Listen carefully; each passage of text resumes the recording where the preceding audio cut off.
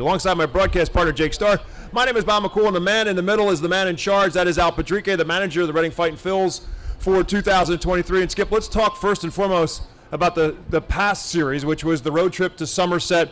You end the series with a 2-game winning streak, and you come out of that series against a very good Somerset team with a 3-3 record, and that's not a bad thing. Bob, hi again. Yes, I thought we played well on the road trip. Anytime you play 500, it's a good road trip, especially the way we played the last two games. I saw a lot of energy, a lot of urgency on the team, and it was a great team effort overall. So now we just got to continue and keep the line moving for a few weeks so we can get hot and win a few games on the road. You remind me of a very patient man. Unlike me, I'm not a very patient man, but a game like yesterday has to test even a patient man. 10 walks by your pitching staff, got to get 3 guys picked off on bases, an error that would prove to be very costly. It's just a very kind of a frustrating loss, and one that maybe is easy, maybe is hard to put in the rearview mirror. Well, definitely frustrating. For me, any loss is frustrating, but the one last night, it was no reason for it. I mean, I understand the team is trying. Everybody wants to win, but it gets to the point where we need to stay focused and pay more attention to details. And that's the one thing we lacked yesterday. Keep the concentration. Once we took the lead, I thought there was going to be more energy in the team. I didn't see that. I let them know after the game. We have too good a ball club to play the way we did last night. But again, that's the beauty about this game. Today's a new day. We had a good batting practice session. We had a good meeting before we came out to the field. So I'm going to wait and see how we bounce back tonight. So look back to that Somerset series real quick, and it was a really strong weekend for the group, really strong weekend for the bullpen too. And I think a moment on Saturday night that really told the story of how the bullpen performed on Saturday was Max Coons is in, runners on second and third, nobody out. Coons proceeds to strike 3 batters out. Coach Ferguson went out and talked to him before that sequence happened. What was the message to Coons? Was it, you're going to get out of this inning, we have the trust in you? What did he say to Coons that seemed to spark something to get those 3 strikeouts?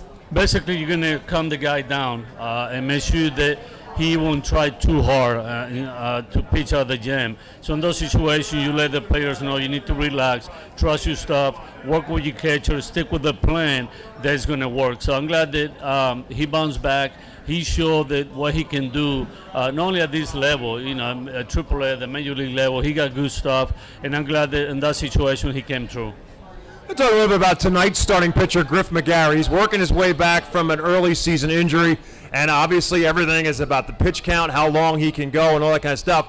But he's a very important cog in the Phillies farm system. You talk about stuff, and everybody says Griff McGarry's stuff is as good as anybody's stuff.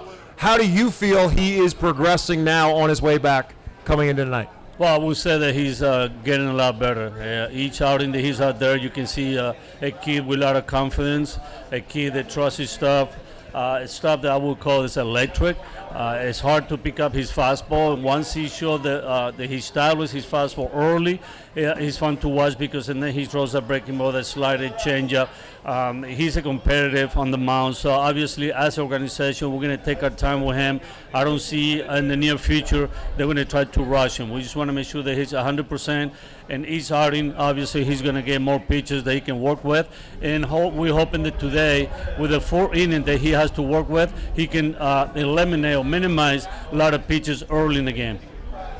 It seems like we're getting to a point where the starting rotation is starting to set itself in the stone, where guys are getting on consistent schedules, which was difficult at first, much because of just a lot of rehab stints. Nick Nelson was here, Ranger Suarez was here, and it felt like it kind of threw off that equilibrium of the starting rotation. Now you're at a point where 5-6 guys we're looking at are on a pretty consistent schedule. How much does it mean to a starting pitcher that they know what their schedule is week in and week out, and they can prepare knowing when they're throwing each week?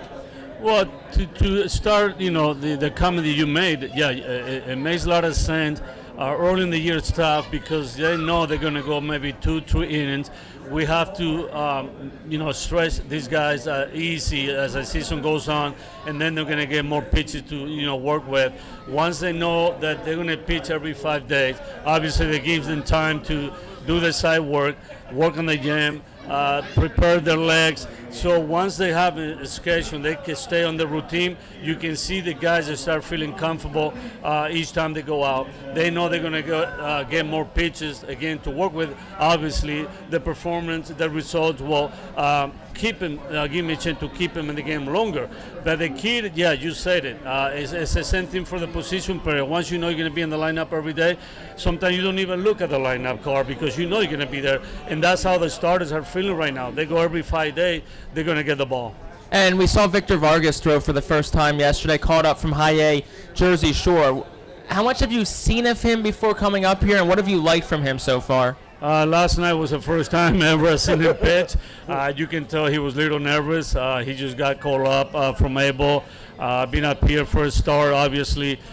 He got some butterflies in the stomach, but as this game moved on, you can tell he had 2 innings where he threw the ball better, kept the ball down. His cutters, sinker, were down the zone and got some ground balls, and that's what you need in order to be successful with his stuff. He doesn't throw very hard, but he's capable of changing speed, locate all his pitches, and if he does that, he's going to help us a lot.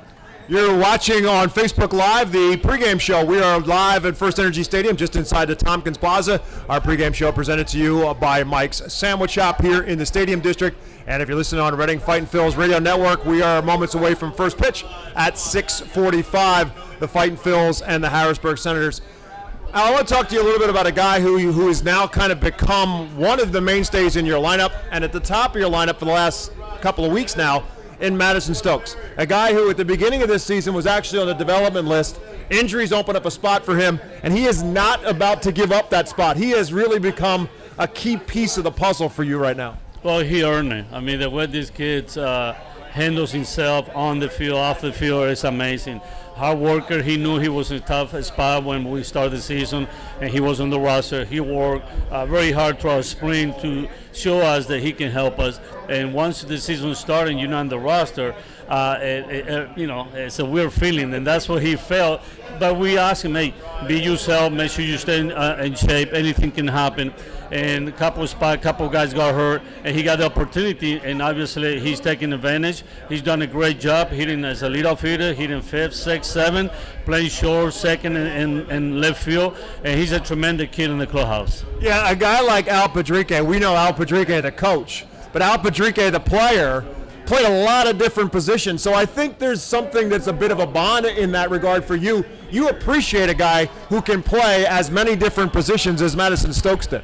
It makes my job a lot easier when I need to write down names and make the lineup, because you know he's going to help him. It doesn't matter what position, it doesn't matter where he hit in the batting order, and you know he's always going to be ready. You can see how he works on a daily basis. You see how he hangs around with his teammates. Obviously, I told him the other day, he reminds myself a lot. A guy that didn't have a lot of talent, but be hard and always ready and always wanted to contribute. Feels like an appropriate guy to ask about next after Madison Stokes is someone who had a similar start to the season as him in Nick Podkul. Seems like every time you put him in the lineup, he produces. He's reached base in 11 straight games, has hits in pretty much every game, including some big hits last week. Had that big triple on Saturday at Somerset. What have you liked about Podkul so far every time he's been in the lineup? Basically, it's the same thing that I like about Stokes. They're true professional. They do everything you ask them.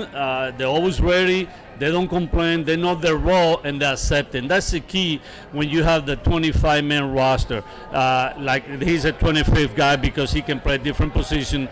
He knows that he's not going to be in the lineup every day, and if he does, he's going to be moving around like crazy. But mentally, they prepare. When they come in the park, they know even if they're not going to start, but somehow they're going to contribute, and that's why they stay ready, and that's why both guys are very valued to this club.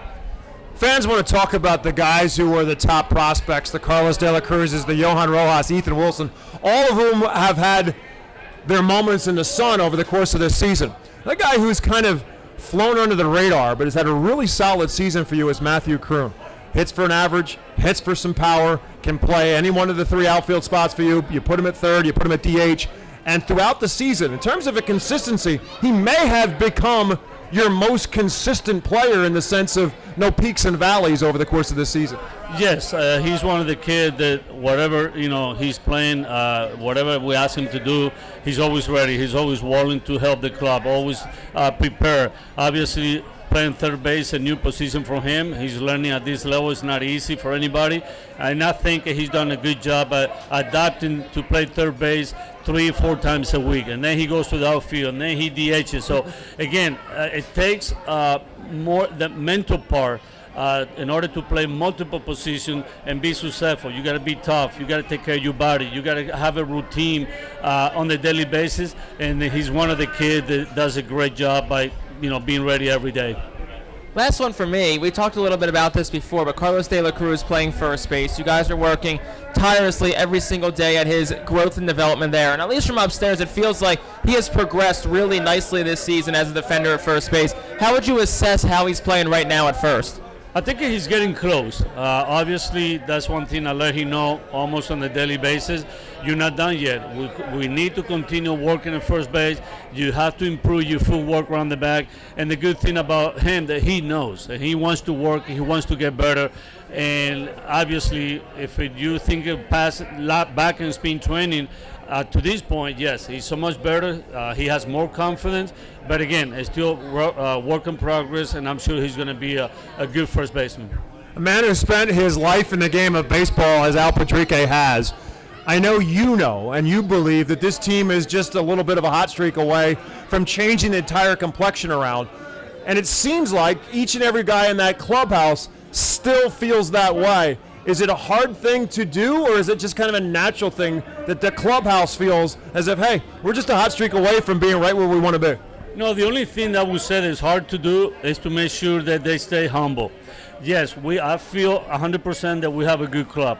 I feel 100% that we can be in better position. But again, there's some teams that start the season hot, other teams will start slow, and as the season goes on, once everything starts clicking on the daily basis, and then we're going to start winning more games. My main focus and my main goal with these guys, and I let them know every day, make sure when you go out there, you're ready to go, you prepare yourself, and we need to compete.